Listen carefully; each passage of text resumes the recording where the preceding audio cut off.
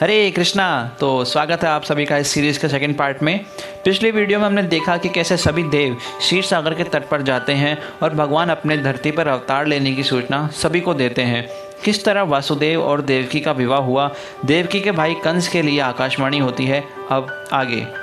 कंस महाराज उग्रसेन के पुत्र था।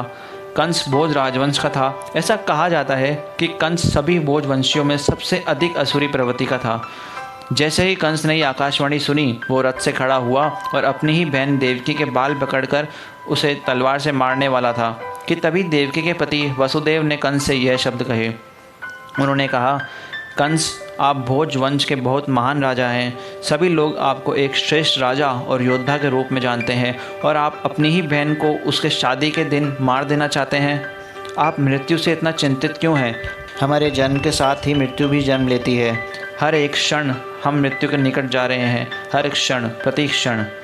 आप या तो आज नहीं तो 100 वर्ष बाद मृत्यु को प्राप्त होंगे, तो इसमें चिंता कैसी? मृत्यु का अर्थ है वर्तमान शरीर का नाश होना और वर्तमान कर्मों के अनुसार वह आत्मा नया शरीर धारण करती है। भगवान की महामाया शक्ति के कारण जीव सोचता है कि वह शरीर है और वह इस देश, जाति या समाज का है। और अगर आप अपनी ही बहन का वध करते हैं तो आपका सारा मान सम्मान भंग हो जाएगा। इस प्रकार वासुदेव जी ने कंस को समझाने का प्रयास किया और कंस असुर था और अपनी असुरी प्रवृत्ति और संगति के कारण वह वासुदेव जी की बातें नहीं समझ सका। वासुदेव जी ने सब कुछ बहुत ही आदरपूर्वक कंस को कहा, जबकि कंस असुर था। कभी कभी ऐसा होता है कि नेक व्यक्ति को असुरों को आदर देना पड़ता है। वसुदेव जी आगे कहते हैं, भ्राता कंस, कृपा करके समझें कि अभी किसी प्रकार का संकट आप पर नहीं है। आकाशवाणी देवकी के 8वें संतान की हुई है और क्या पता भविष्य में संतान हो ही ना। और अगर देवकी का कोई पुत्र होता भी है तो मैं तुरंत उसे आपके समक्ष प्रकट कर दूंगा। कंस जानता था कि वसुदेव जैसा व्यक्ति झूठ नहीं कह सकता, इसलिए वह मान गया और सभी अपने घर को चले गए। कुछ समय बाद देवकी को एक पुत्र हुआ और वसुदेव जी उस बच्चे को तुरंत कंस के समक्ष लेकर चले गए।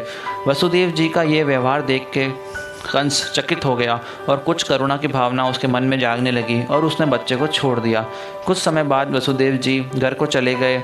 तब नारद मुनि कंस के समक्ष प्रकट हुए। कंस ने बहुत से पाप किए थे और उसका वध भगवान के हाथों होना ही था। भगवान इतने कृपालु हैं कि थोड़ी सी दया भाव देख के भी वह हर किसी को सुधरने का अवसर देते हैं।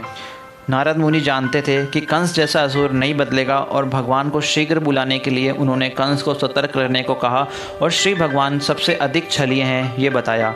तब कंस सतर्क हो गया और तुरंत देवकी और वसुदेव को कारागार में डाल दिया। उनके पुत्र को भी कंस ने मार दिया।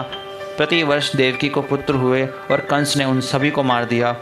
नारद मुनि ने कंस को बताया कि पूर्व जन्म में कंस एक असुर था, उसका नाम कालनेमी था और पूर्व जन्म में भी वह श्री विष्णु द्वारा मारा गया था।